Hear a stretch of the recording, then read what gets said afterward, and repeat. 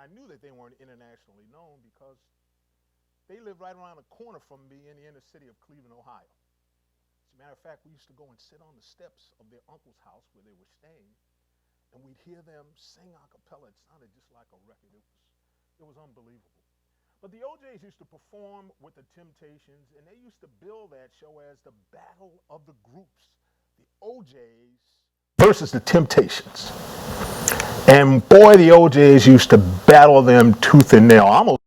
But I felt that if the OJs didn't make it in the music industry, I wasn't even going to try to get into it because the industry had to be too crooked if a group with that level of talent couldn't make it.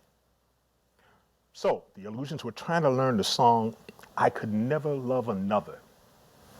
Song has a great opening lick that was sung by the lead singer of the Temptations, David Ruffin, at the time.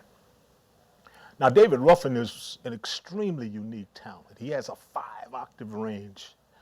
And in the first verse of this song, on one word, he flips up an octave. It was outstanding. So everybody in the group tried to hit that lick and nobody could do it. And it got to the point that I eventually went up to the band. I said, wait a minute, fella, wait a minute. That's not how you do it. This is how you do it. And I hit the lick. All of the guys stopped. They stepped back and looked at each other. And then one of them stepped up to me and said, John, we didn't know you could sing like that. You can't manage the band. You've got to be in the group.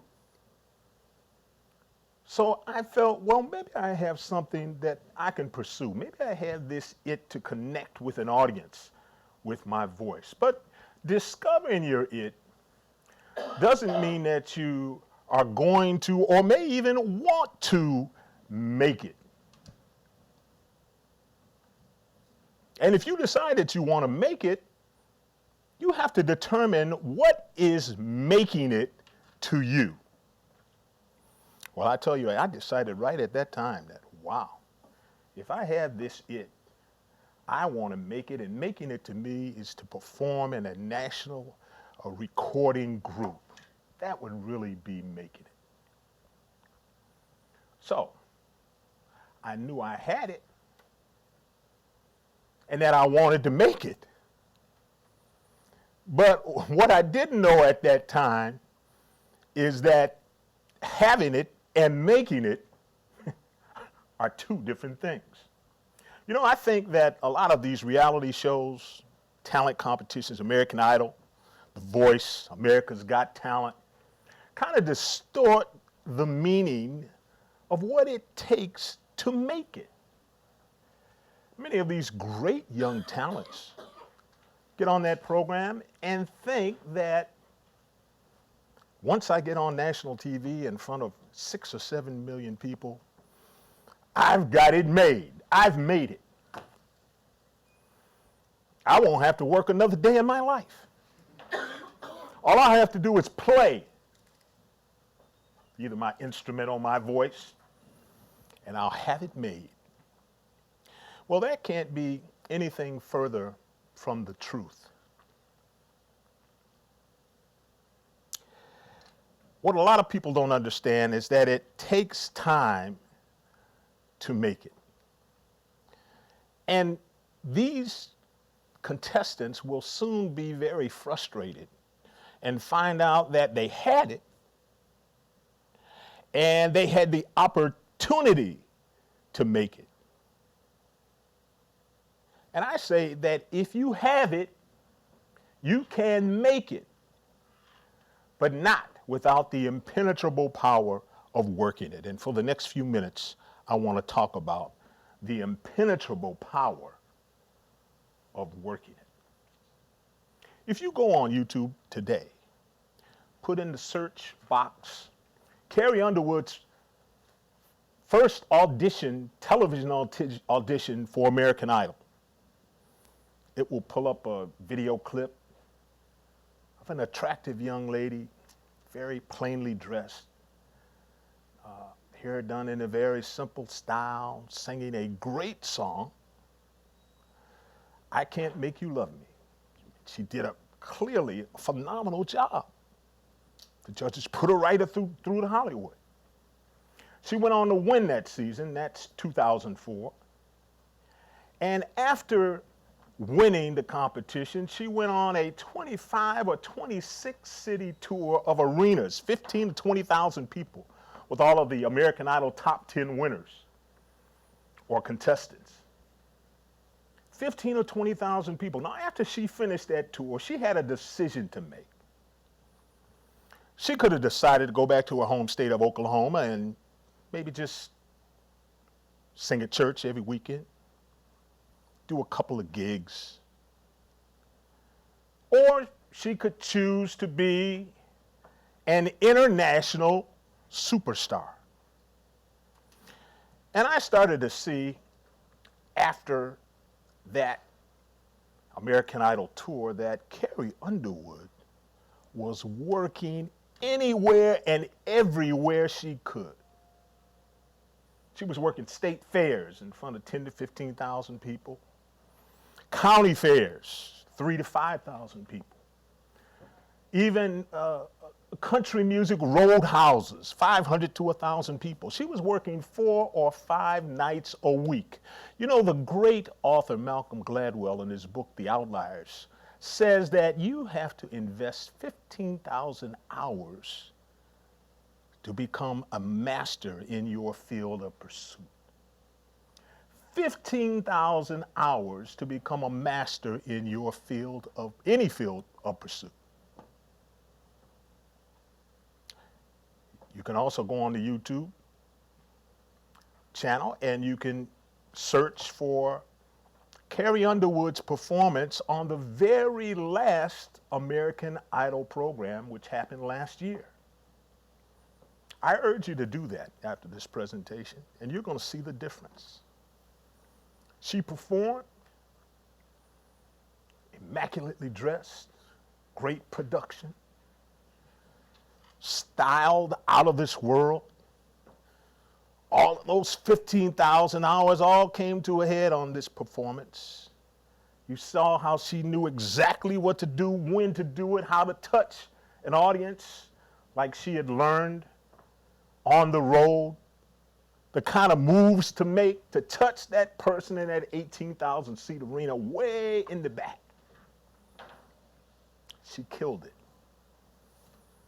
But more importantly, she was introduced by Ryan Seacrest like this. Now we have an iconic singer currently on a worldwide tour. Carrie Underwood had it. She wanted to make it. But she couldn't have done it without the impenetrable power of working it. So, how many people have taken my Introduction to Music Business course? Anybody in here? Yeah, you have. Okay. So I'll be brief. You've heard this in the videos. Started with the Illusions in high school. Went to college, worked with 2 bands. The Decade, which was a dynamic group of 5 singers and 5 band members, most of whom did not want to make it in the music industry. They were upperclassmen. And after they graduated, both me and my guitar playing roommate put together a band that wanted to make it in the music industry. The New Decade. And we worked and worked. We worked college campuses. We worked parties. We worked nightclubs, eventually getting to the point where we became a staple on the Chitlin circuit. The Chitlin circuit is a string of nightclubs and theaters where black entertainers played and cut their teeth, so to speak, during that day and age. And when we were in these various cities, there would be other bands at other clubs, and when we had off nights, we go check them out. When they had off nights, they'd come and check us out. We networked. Networking is a part of working it. We met managers and agents and other band members. So when I decided to move to New York after a number of years, the first call I made was to the leader of one of those groups, Larry Blackman of the group Cameo, who had just released their first single, a disco song, about a year earlier, and were finally at the point that they were recording their album. And on the same day I got to New York, after working years and years, I was in the studio recording with a group that had a national recording contract. And I will never forget the day that the band was all together in a tight van, and we were traveling to Philadelphia to do a promotional gig. And we crossed the Ben Franklin Bridge from New Jersey into Philadelphia, and the R&B station played the current hit single. It was the first time we had ever heard the song when we were all together. And of course, the bus erupted. And I remember once they segued into the second song after that, I just kind of put my head back on the seat and thought about the 9 years it took for me to get to that point. One of the best benefits you're getting by going to Berklee is the benefit of other Berklee students and the great Berklee alums. I remember going to a concert my first year here, the Heavy Rotation CD release party. Heavy Rotations is our student-run label, and they have an annual CD release party where all of the artists on the CD perform live in the Berklee Performance Center. And I went to the show that year, not knowing what to expect, but I saw a dynamic young performer. His name was Kevin Ross, and he was a songwriting major, wrote a great R&B song, had a very unique performing style, engaging.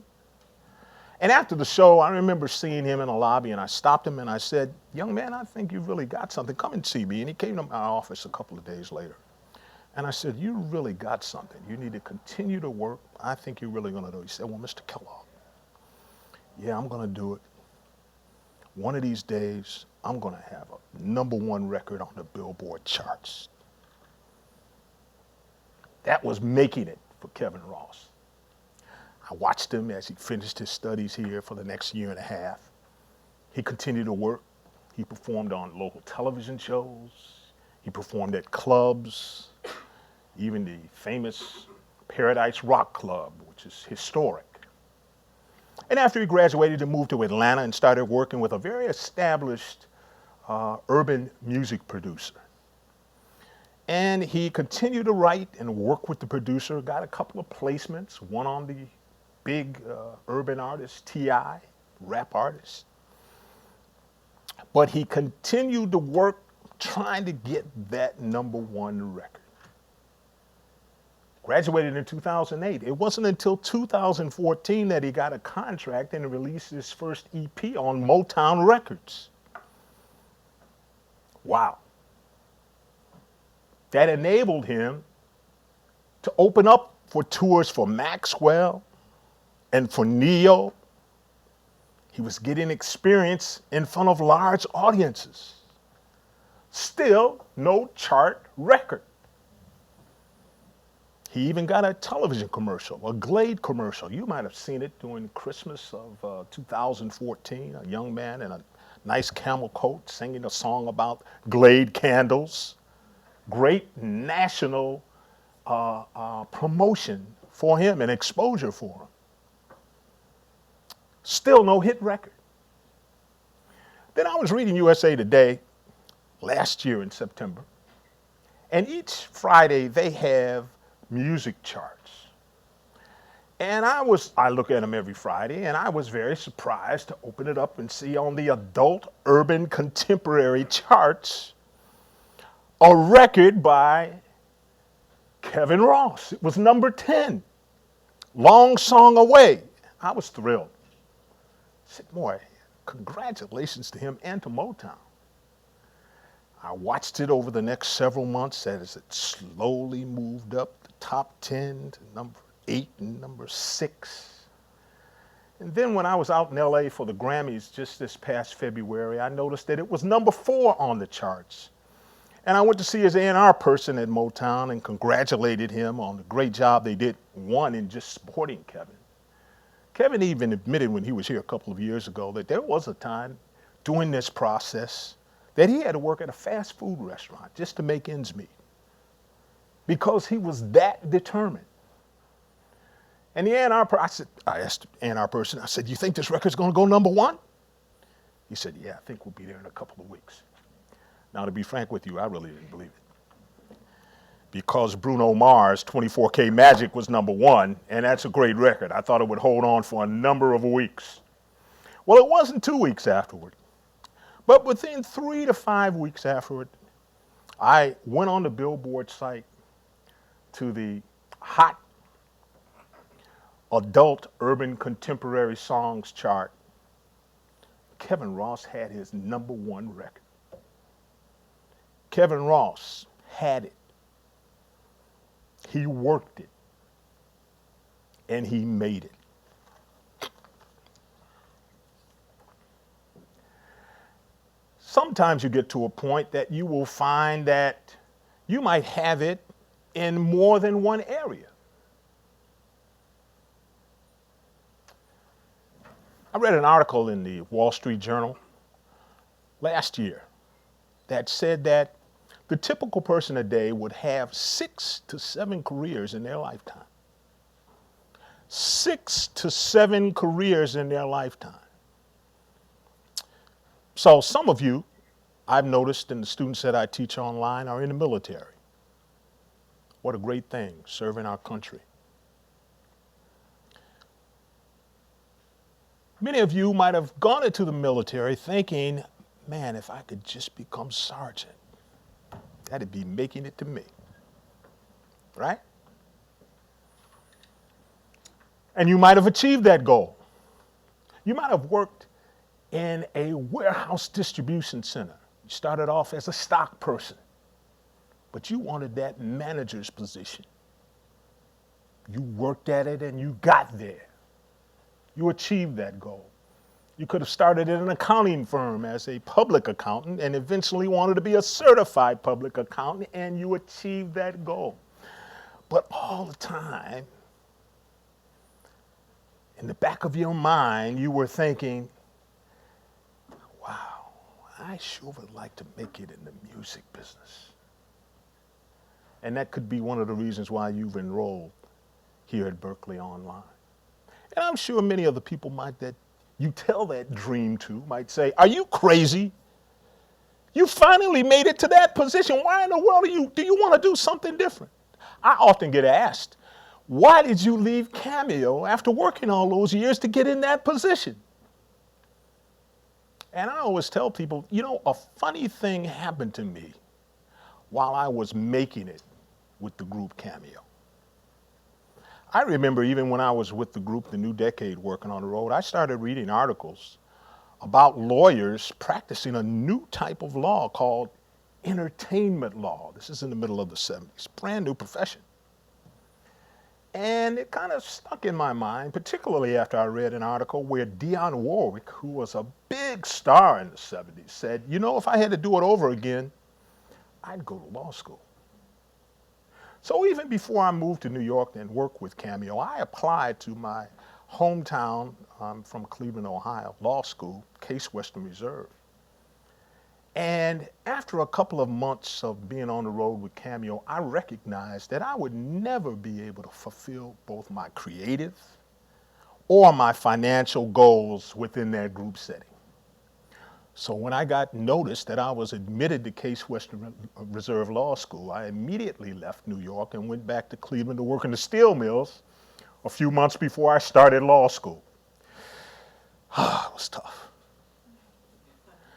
I left the week that Cameo, we had played a number of small auditoriums and college campuses and small nightclubs. But the week I left, they were going to open for Natalie Cole in the Superdome. Oh my goodness. What a gig to miss, right? So I went back to Cleveland, and it was there, Case Western Reserve Law School, that I learned the 3 A's. The 3 A's. Affirm what you want to do. Affirm what you want to do. The first few weeks of law school, all of the first year students gather in the hallways and out on the quad, and inevitably you get around to the conversation of what kind of law you're going to practice. Some people would say, well, I'm going to be a corporate lawyer. Others would say, I want to help the people in the defenseless. I'm going to be a criminal defense lawyer. Or I'm going to be a divorce lawyer. John, what are you going to do? Well, I'm going to be an entertainment lawyer. Mind you, this is the 1970s, brand new profession. In Cleveland, Ohio, not hardly an entertainment center of the universe. So I could tell many of them walked away saying, yeah, good luck with that, guy, you know. So, not only did I affirm throughout my law school career that I was going to be an entertainment lawyer, in spite of some very strange looks, but I also took action. That's the second big A. Action, take action. I knew that to be an effective entertainment lawyer, I needed to take as many business courses as possible, because at this time, the field was so new, they didn't even have entertainment law courses. They didn't even have a copyright law course at that time. So I took some very difficult business courses that a lot of the students thought I was crazy to take. They said, why are you taking that course? I said, don't worry about it. I've got it covered. And I remember walking on the campus after I graduated and was preparing for the bar exam. And I saw a student who was a year behind me, saw me across the quad, said, John, he ran up to me. He said, John, are you still going to be an entertainment lawyer? I said, yeah, that's why I came here. He said, well, look, I just met the lead singer of the OJs, Eddie Levert's nephew, and Eddie is sending him to Cleveland State University to become an accountant. And I think they might be looking for a legal counterpart. Why don't you, here's his number, contact him. Would that have happened if I had not affirmed that I wanted to be an entertainment lawyer? I don't know. As a result of that contact, I met that young man. We've been the best of friends, as well as business associates, for over 35 years. And as a result of that connection, I was able to represent my childhood idols, Rock and Roll Hall of Fame inductees, the OJs, Gerald Levert, the late Gerald Levert, one of the greatest R&B singers, songwriters, and performers ever, and his supergroup LSG. In other words, as a result of affirming what I was going to do, taking action, I was able to achieve my goal of becoming an entertainment lawyer. There's another Berklee alum I want to tell you about that went through the same kind of process. His name is Niels Gums. Niels Gums wanted to come to Berklee. That was making it to him, to come to Berklee College of Music. And he did. He had made it.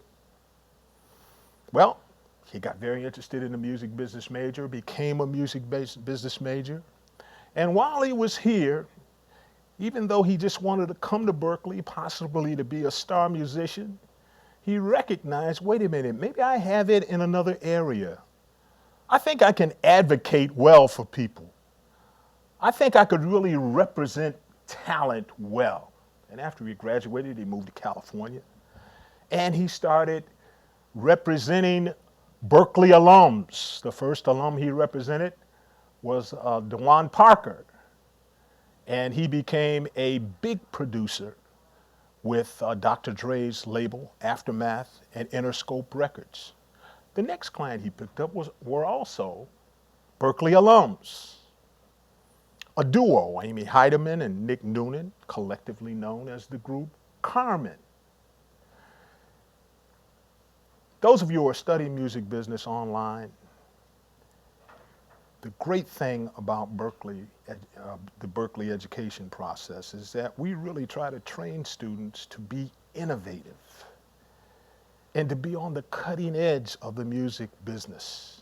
And that's what Niels Gums did. He took those thoughts and he really started to see the disruption that was happening in the music industry and how the internet was taking over and how this new YouTube channel partnership that was happening at the turn of the last decade was very important for promoting artists. So he worked with Carmen over 2 years with the thought in mind, and Carmen had the thought in mind that making it was a major label deal. And of course, Niels wanted to be a major music manager. That was his goal. So he came up with a great strategy, an innovative strategy. He told Carmen, look, this is what I want you to do. I want you every week to record a video cover of a top 10 Hot 100 Billboard song. Every week. And they did that. And during the second year of doing that, things started to catch on. And after a while, over an 8-month period, they had accumulated 190 million views, as well as 88,000 YouTube channel subscribers. Not only that, but Amy's very interesting interpretation of Busta Rhymes' rap on the song Look at Me Now by Chris Brown was so entertaining that it accumulated 2 or 3 million views in just a couple of days. So much so that Ellen DeGeneres called and said, I want you on the show next week. And they did. And after that, there was a bidding war between the major labels to sign them. And they did sign them. Not only that, but shortly after being signed, Carmen became the very first group without an album to appear on Saturday Night Live. They had achieved their goal. They had it. They made it, but not without the impenetrable power of working it. I also get asked many times, well, John, why in the world did you leave a successful law practice in the 90s, the golden age of recorded music, when albums, CDs were selling in the millions, advances were in the millions? Why did you leave that to get involved in education? And I say once again, well, a funny thing happened to me while I was making it as an entertainment lawyer. I started to see production companies and producers who were driving the business in the 90s, particularly in the hip hop area and urban area. And I noticed that even some of the most successful ones didn't have a clue as to what was going on with their contracts or their accounting statements. They didn't know how the money was made. And I said, I've been given the unique opportunity of acquiring this knowledge by representing the clients I had the opportunity to represent. And I said, I'm going to put together a series of workshops to try to train these young production companies owners. So that's exactly what I did. I put together a workshop called Take Care of Your Production Company's Business. And I had a workshop in my hometown of Cleveland, and I also had one in Detroit, Michigan. And I invited a bankruptcy judge from Detroit, federal court, who was noted because he had terminated recording artist agreements in bankruptcy. And he was one of the few attorneys who, not attorneys, but judges who actually did that in a bankruptcy court. His name was Ray Reynolds Graves. And I'll always remember that when I introduced him for his hour-long session during this all-day workshop, I noticed that he was an adjunct professor at Wayne State University Law School. Man, I'm telling you, as I sat there and saw how for a whole hour he was able to just totally enthrall the audience and hold our attention as he weaved stories of the bankruptcy court, entertainment law, the lives of musicians, and how this law affects everyone. And by the end of his presentation, I felt just like I felt when I went to the Miracles concert when I was 11 or 12 years old. I said, I want to do that. So I knew I had to prepare for that as well. I knew in order to teach at a college level, you at least have to write. Writing a book is important. I had written a number of articles, so I ended up writing a book, Take Care of Your Music Business. The legal and business aspects you need to know to grow in the music industry.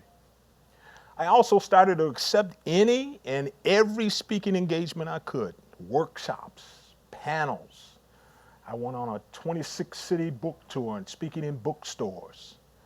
And then finally, in 2002, I was reading through Billboard magazine, as I encourage all of you to do, and I saw an ad that said, University of Colorado at Denver is looking for an assistant professor of music business.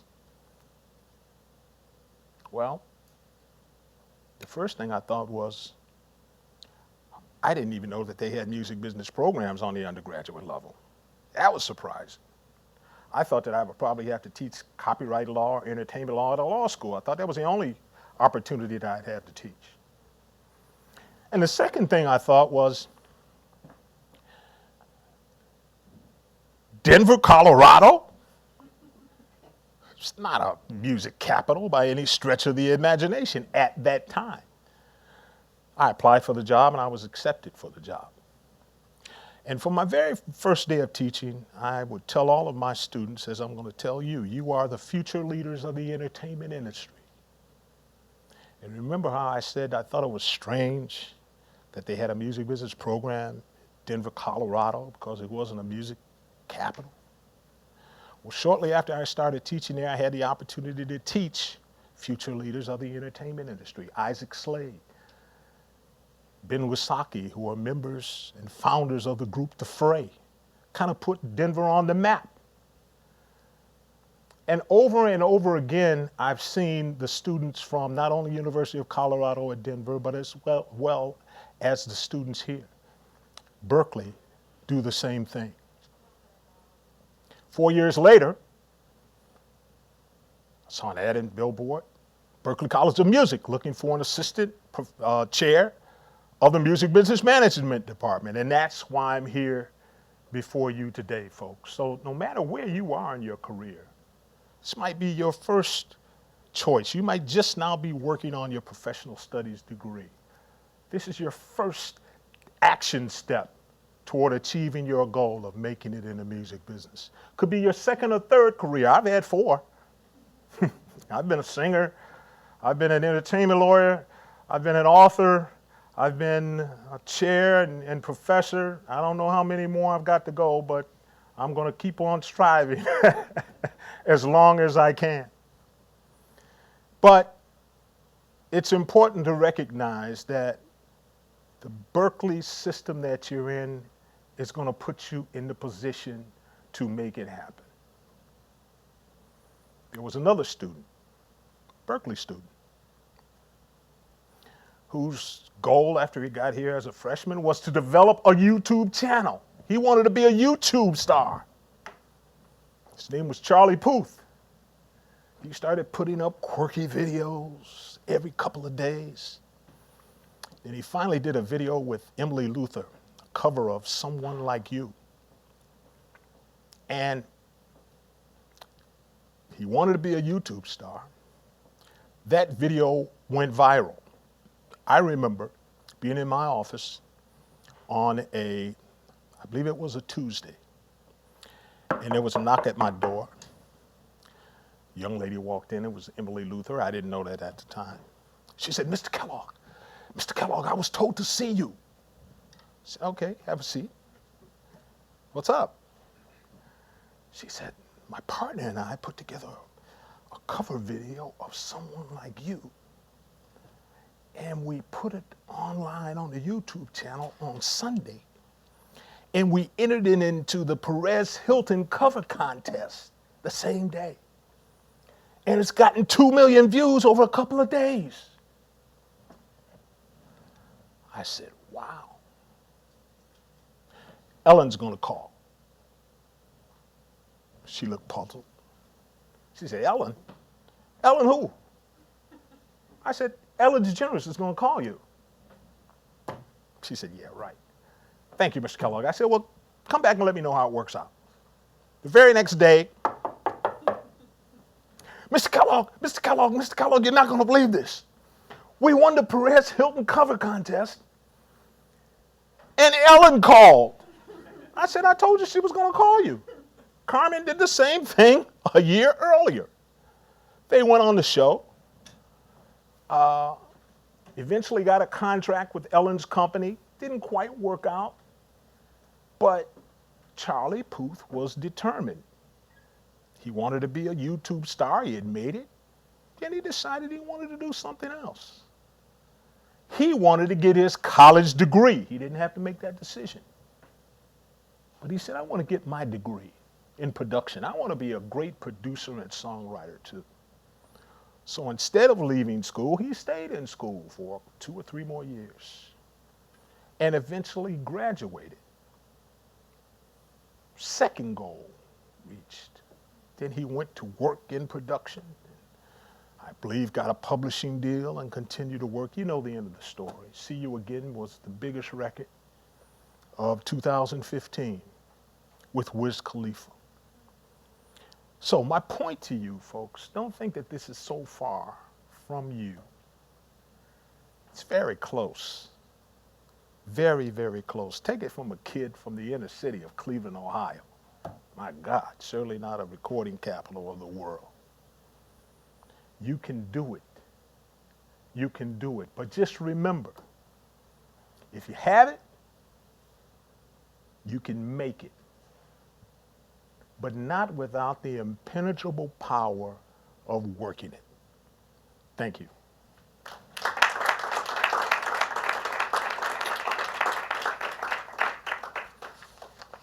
Thank you, folks. Let's talk about some of the developments that are going on in 2017 in the music industry. Anybody have any questions, comments? Yeah. Affirm what you want to do, take action. The third is achieve. Affirm, action, and achieve.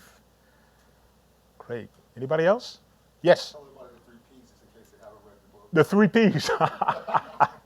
Powerful product, proper perspective, and professional attitude. Powerful product, proper perspective. And powerful product doesn't have to be, when I say product, it doesn't just have to be a CD. It could be a great song. It could be a live performance, you know, even though that's a service, still you can look at it from a product standpoint as well. That's very important for you to be, it's becoming so important in today's music industry. If you go to any arena show today, powerful product isn't just going to be the songs. It isn't just going to be the entertainers coming out and singing. You know, like I said, I used to go to clubs and see the Temptations and the OJs on a stage about this size and about this high, with microphones and the band in the back, and their choreography and everything else had to be the entertainment that really made you lock in. Today it's completely different. Which gets us into talking about, thank you for giving me this segue into what's happening in 2017. You look at the arena shows, think beyond. A lot of my students say they want to start record labels, and I tell them, look, think beyond that, folks. Think about starting an entertainment company, because now music is invariably paired with video in some form or fashion. So when you go to a major arena show now, you aren't just going to see the singers. You are going to see that great art form choreography that was really made famous back in the R&B days with groups like the Temptations. They're going to have dancers, but you're also going to have lighting effects that are tremendous. You're going to have some form of video When I went to the Grammys this past time, you might have seen it on television. Katy Perry's performance was amazing. And I don't know how she did it. I don't know how she did it. But there were times that she disappeared behind what looked like a screen, but there was no screen there. It was one of the most fantastic production jobs I've ever seen. And all of the major acts now are trying to outdo each other by putting together not just the music to entertain, but the entire production. It's like a Broadway play to some extent. So powerful product on the live end is that great show. Proper perspective is understanding where you are in the business and not losing yourself in the business as so many artists do. What do I mean by that? And in my book, I talk about how artists think if they get the $1 million advance, a $1 million contract, they think that they're rich. When if it's a $1 million contract, it could be for 4 albums, and each album is $250,000 each, the advance. But out of that $250,000, they have to pay all of the cost of recording. And then what's left over, Uncle Sam comes in and takes a piece of that. So many times people get a little bent out of shape. They really think they're stars. They have a lot of money to burn, and they don't. So it's important for you to understand and have the proper perspective. And the last is professional attitude. Make sure you treat everybody the same. You meet the same people going up that you meet going down. That receptionist today, the person that opened the door for you, that person in the mailroom could be the head of the label one day. So treat everybody the same. The 3 big P's: powerful product, proper perspective, and professional attitude. Thank you for mentioning that. Anybody else have any questions before I go on? All right, let's talk about some of these issues. Wow. Here's the thing that I've really been noting that I think is important. You remember how I was talking about now it's about entertainment companies and not just recorded music? That's true in a number of different areas, particularly in the video area. And those of you who are interested, those of you who score films, want to do scores for films, television shows, what an opportunity the industry is providing now that the streaming services, Hulu, Netflix, Amazon have come in. There's so many new content providers. So the film and TV companies are going to be expanding and are expanding to a very great degree. The fees of actors and other talents, even the writers, they just renegotiated a new contract. They are starting to go up. It's going to create a great opportunity, and you need to think broadly. Once again, think about the visual aspect as well as the recording aspect, and hopefully that will have an effect even on the music industry as far as how much money is going to be made. So there's great opportunities there. The growth of subscription services.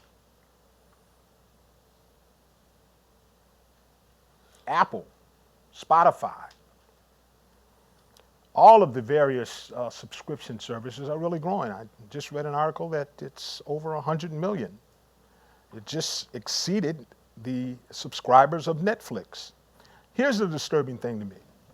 I remember a few years ago, there was one commentator in the music industry that says that when we hit that 100 million mark, the whole game will change.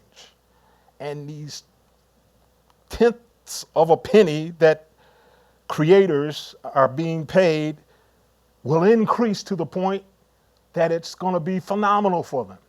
And they predicted, this person did, that it would happen in 2017. I didn't think it would get there that quickly. I wasn't sure. But it has. We're there. Has the revenue for content creators increased? No, but it has. I shouldn't say no. It certainly has. But there is still a way to go, and it's important for you to be involved. As I tell everyone, join lobbying efforts like NARAS, the National Academy of Recording Arts and Sciences. That's the Grammy organization, because they have lobbying efforts to make sure that we insist and work, even if we have to pass laws, to make sure that creators are getting paid more. Now, I say they aren't, but they are. Creators are being paid more. I have a client that is in a niche market artist, and told me that he was paid $60,000 from Sound Exchange. And this is why I know those of you who have taken my course, I insist upon you registering your recordings with Sound Exchange. There's money for you. And any non-interactive streaming that's done, you are going to be paid. And you're going to be paid on a monthly basis. So, I see, at least as far as the interactive streaming and Sound Exchange, the royalties are increasing currently. The landscape is starting to change with these subscription services. Spotify is getting ready to have not an initial public offering. They're thinking about having a direct listing on the New York Stock Exchange sometime this year. And they've entered into deals with Warner Music Group,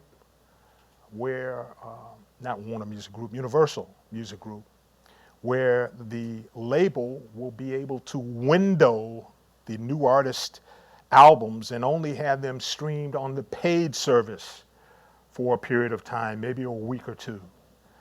And I think that you're going to see a difference, and we as creators of music have to make the difference as far as creators receiving a fair share of the revenue. The good news is that this market is exploding. Spotify has over 50 million subscribers. I think they said that Apple has over 20 million subscribers. How many people in here have a paid music subscription? Pay yourself. Good. So I think that the prospects for the future are very bright, but not without you being involved, each of us being involved to make sure things are going to happen. Sales to streaming just changed over this past year. At the beginning of this year was the first time many of the labels found that the streaming revenue alone exceeded 50% of their revenue. Phenomenal growth.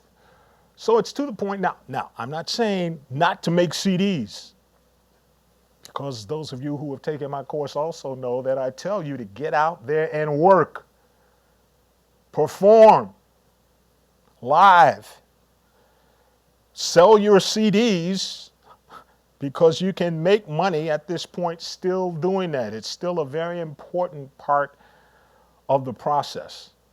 But streaming is starting to grow significantly. And I think that that's an excellent thing. Now, here's something that, as you noticed, if you take in the Introduction to Music Business course, one of the current issues I talked about in the course is net neutrality. Unfortunately, since the new administration has been in, it appears that net neutrality, and what I mean by that is that's where the internet service providers have to allow all of the content for whatever the price you pay to come through and be given at a certain level and a certain amount of bandwidth. If they eliminate these net neutrality laws, then they're going to be able to restrict certain content. It might be slower, which could kind of discourage people from possibly looking at certain streams. And it's really going to put people in a position that if you don't have the money to afford the broad bandwidth, it could be, this is the argument the opponents of the current administration are making. It's going to eliminate some of the opportunities for people to have their products and their services exposed. So this is a big issue. And I also say that the music business is made up of law, business practices, and politics. And that's why it's important for you to be active in politics, because the politicians can change the laws and you can have an effect on that. And that's why it's very important for us to become actively involved. What do you guys think about 360-degree deals? Anybody? I feel like it benefits you if you're a bigger artist. How do you feel about it? Big pardon? I feel like it benefits people if you're a bigger artist in a sense, because then you got more money to go around. Okay. He says that he thinks it benefits you if you're a bigger artist. 360-degree deals, of course, are when record companies sign, it's not just record companies, but record companies, primarily record companies that will sign an artist to a deal where they don't just participate in the revenue generated from their sale and use of the recordings, but they also benefit by way of participating in a percentage of your earnings from live performance, sponsorships, endorsements, possibly publishing, and most labels are kind of insisting upon that. And I haven't been able to get a read. I've been trying to get a read on how successful this is for record companies. I have seen live performance revenue breakout sheets and closing statements where you see that there are artists that have to pay the percentage, are paying a percentage of the net live performance money to the record label. So I know that they are making money. And here's the good thing. And a lot of people rail on major labels. I used to do it too. I used to rail against major labels and say how crooked they were and how unfair their business practices were, until I saw a marketing plan for one of my clients, and I saw the amount of money that the record company was investing that wasn't recoupable from the artist's royalties, and it's millions of dollars. And it made me appreciate the value of a major record label. Here's the good thing. Major labels now are really starting to focus on being very active in that 360-degree space. They're going to have sponsorship and endorsements and promotional deals, and people that are, some of the labels even have management arms that assist in coordinating things for live performance. So when there was a time where labels were many times just passive participants and just taking a percentage for just creating the hype about you and not really working to make endorsement movie deals happen for you on the other end. I understand the concept of 360-degree deals. I mean, you have a company that's saying that I'm taking you, unknown artist, and I'm going to invest in you and use all of my resources to make you a huge star. Now, once you become that huge star, you're going to get calls to act, to be in toothpaste commercials, right? Samsung sponsorship deals. Would that have happened without this initial investment? Pretty good argument. So I think the good thing is that the labels now are focusing on those 360-degree aspects. And I think it's creating some great opportunities for those of you who want to get jobs in record labels as well. Don't think the major record labels are going away. They're going to be around. There's only 3. They're going to be around. And lastly, before I open it up for questions, is that I see a trend now. Some of you who took my course know that there's an interview by Richard Blackstone, who worked with BMG Rights Management, where they did deals where they didn't take any ownership interest in the recording, which is a big issue with artists and should be. But they primarily just provided management of their rights. Well, a lot of companies are doing that as we enter into the digital space. And of course, I'm sure many of you saw Chance the Rapper last year, how he got a $500,000 payment from Apple just for a 2-week window, I believe it was, for his video to be seen exclusively, his album to be streamed exclusively on that service. You have companies now that are just recognizing that when people come with complete products, recordings that are ready to release, they can still make money if they affiliate with a number of various artists, placing those recordings through digital services and taking a percentage rather than an ownership interest. There's a company called Empire Distribution that did a great job with that, with a couple of artists, one of whom was another Berklee alum, an artist named Major, who had a major record. As a matter of fact, Kevin Ross was battling with one Berklee alum, was battling with another Berklee alum. Major in the top 10 on the urban contemporary, adult urban contemporary charts. Major's song and recording was released through Empire Distribution, who initially just released it digitally and placed it with all of the streaming services. And it went very well. Now, he was signed to a production company, but that production company owns that recording. And Empire is taking a percentage. I don't know if it's 15, 20, or 25%. But I see, and I think that you're going to have a number of artists. I just read yesterday that Anderson .Paak, I don't know how many of you are familiar with Anderson's music, tremendous artist. But he has that kind of deal with the Sony Red, which is the independent arm of Sony Music. And I'm seeing a lot of artists that are moving in that direction. I think that's a very positive sign. It's always good for artists to own their own recordings. Of course, you have to weigh it. Don't just think that it's terrible to give up the interest. If you have a company that's going to put millions of dollars behind promoting you and you want to be an international music star, then it might be something that you might want to consider. All right. That's all I have to say. What do you guys have to say? You guys have any questions, comments, concerns about the industry? Yes. The 360-degree deal, I was under the impression that the labels aren't operating that so much anymore, but the artists already have a fan base that they're bringing to the label. Is that Say that again. Say that again. I was under the impression that the 360-degree deals, that those were not being offered so much anymore unless you already have a fan base established that you're bringing along with you. Well, no, that isn't necessarily true. And if you have a fan base already, and sometimes that can put you in a position to negotiate out of a 360-degree deal. Most of the major labels are still approaching artists initially with 360-degree deals. Now, okay, got it. You have artists that have leverage, that have a built-in fan base. That's exactly what happened with Carmen.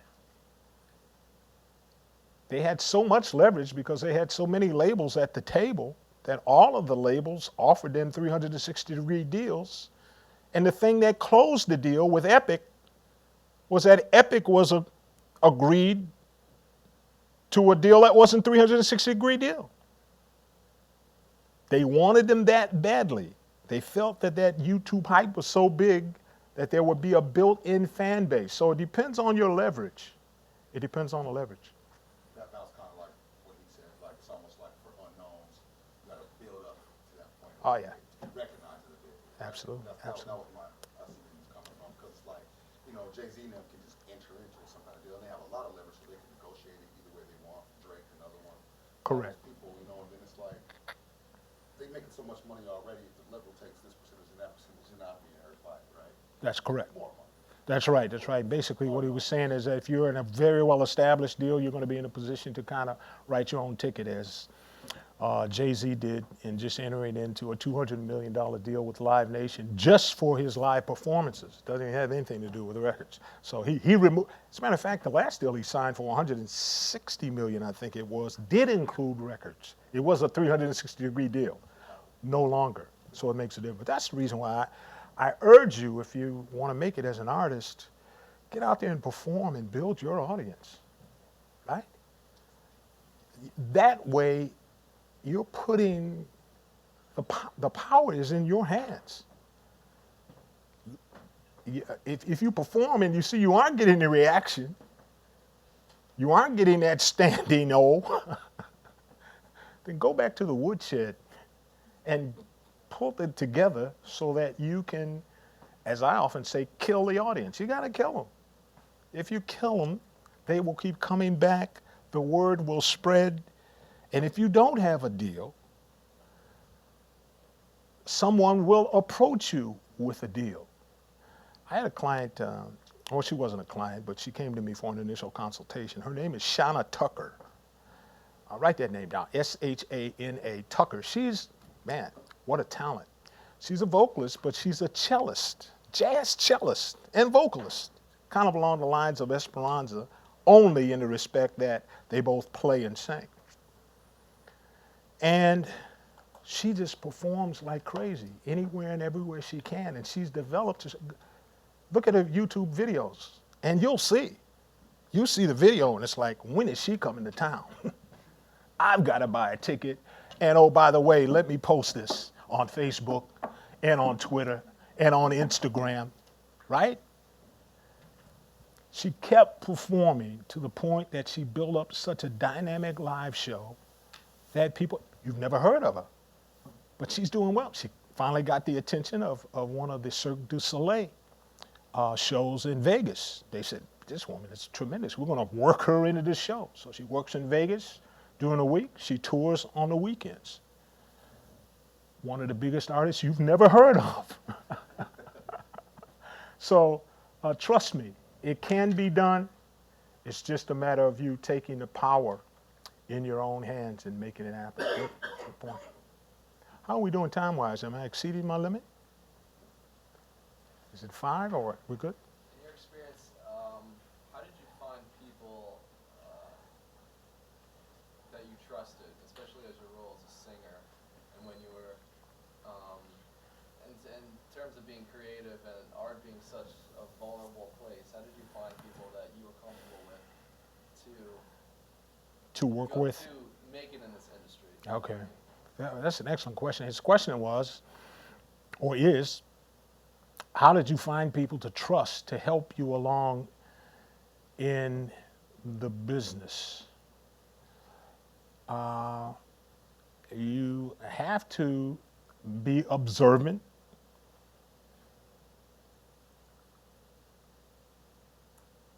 And it's difficult. But I tell my clients that you have to trust in your talent. If the talent is there and you put it in the right places, it can happen. You have to work at it. So I've had experiences where even when I was with one of my bands, one of the members' brother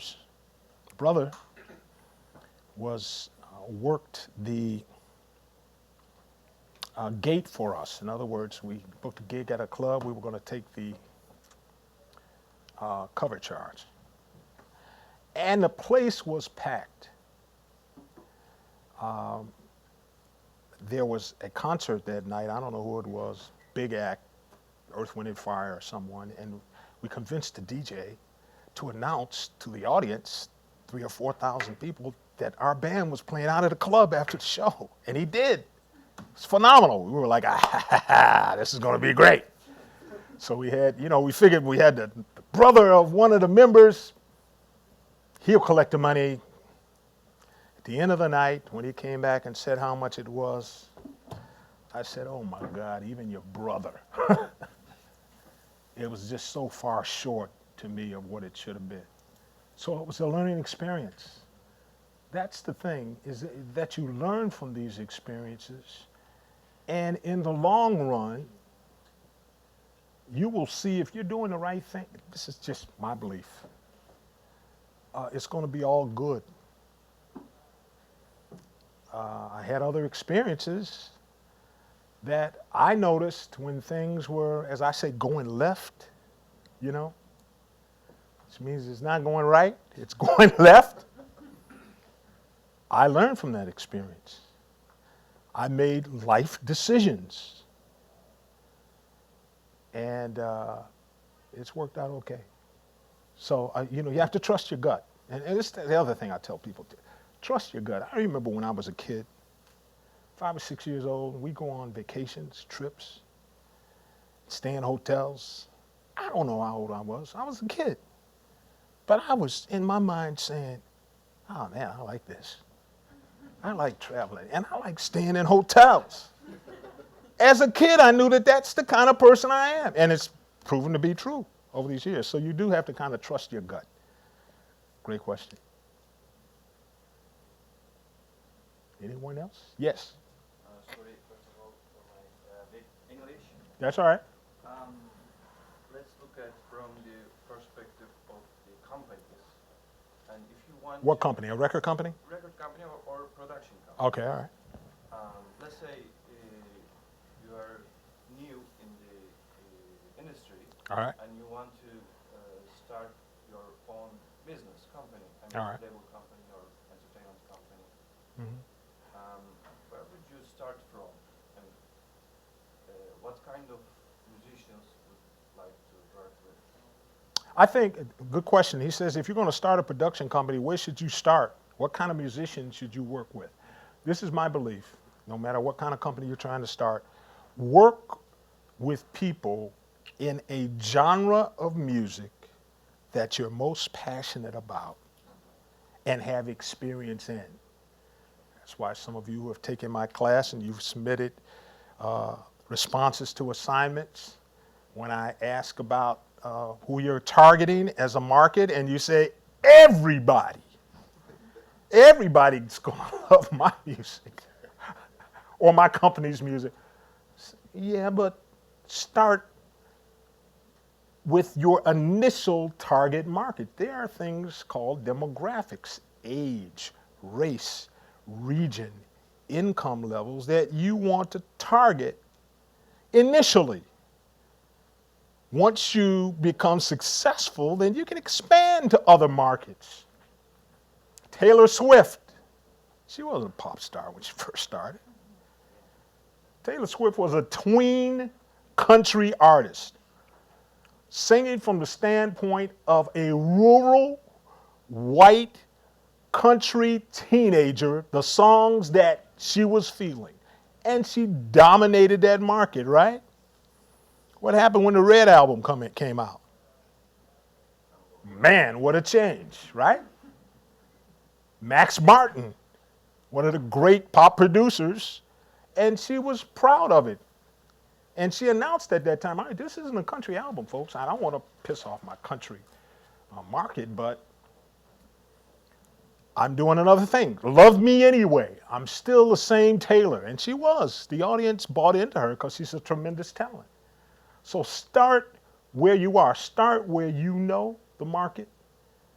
Something that you look, because if you don't, this is the one thing that I think the disruption has really been important.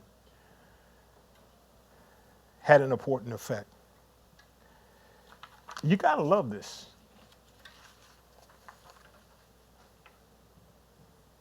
And what disruption has done to me is that it's brought back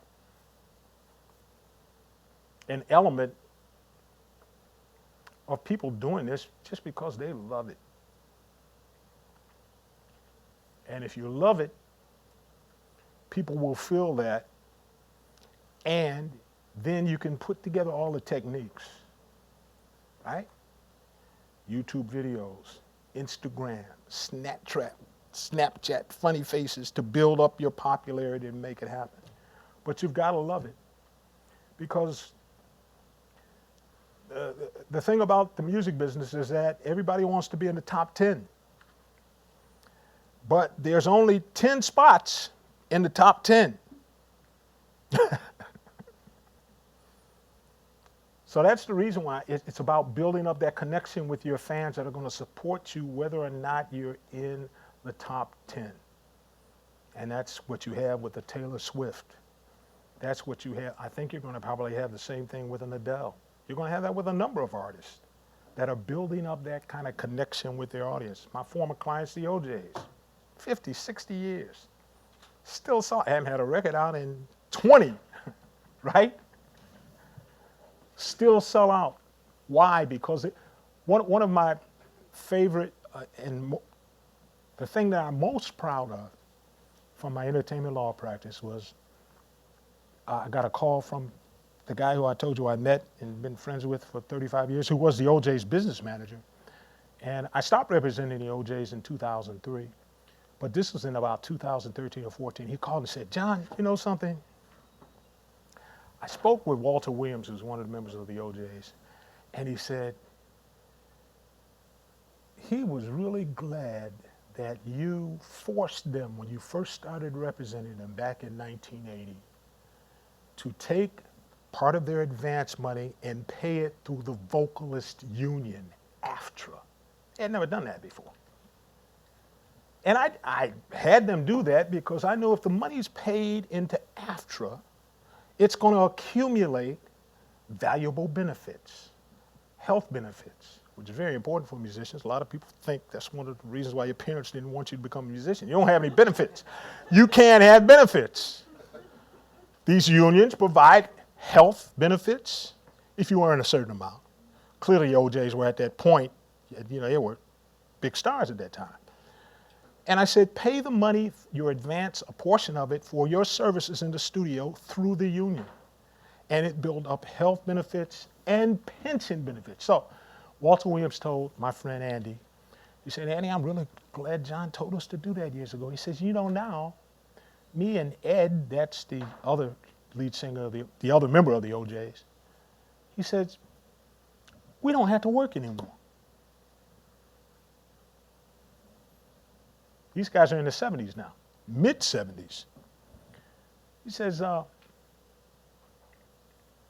between Social Security and our pension, all of our bills are covered. He said, we just work because we want to do it. It's fun.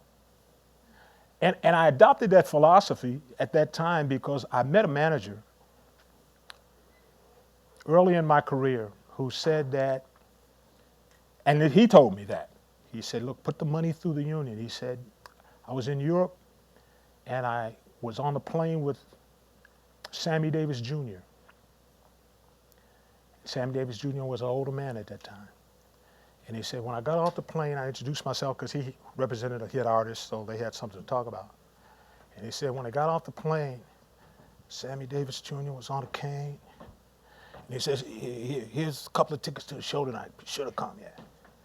And he walked off, and he said he felt horrible. And everybody knows Sammy's story. Financially, he was in shambles. He had to work. And that was this person's point. He said most, and this is true, to this day, unfortunately, most entertainers have to work until they die. Many of them. That's why it's important for you to get the proper perspective. Put the money away. And he said he went to the show that night. He saw Sammy. And backstage, he was backstage with him. He said, okay, Sammy, give a good show. And he was like, Sammy's not going to be able to do that show.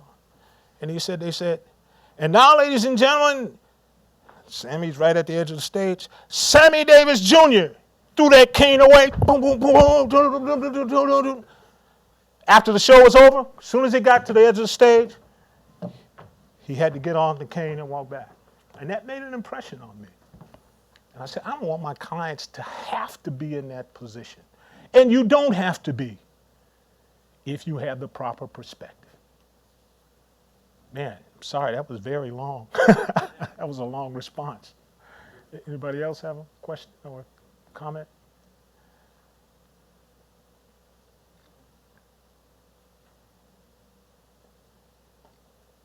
It's been a pleasure, folks. I hope you enjoy, and you will take in as much as you can and come back next year, okay? Thank you very much. All right.